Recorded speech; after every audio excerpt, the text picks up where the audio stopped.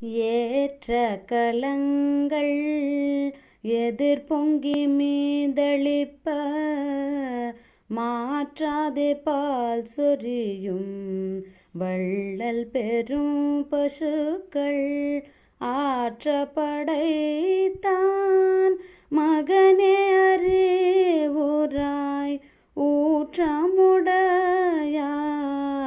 பெரியாய் உலகினில் தோற்றமாய் நின்ற சுடரே துயிலெழாய்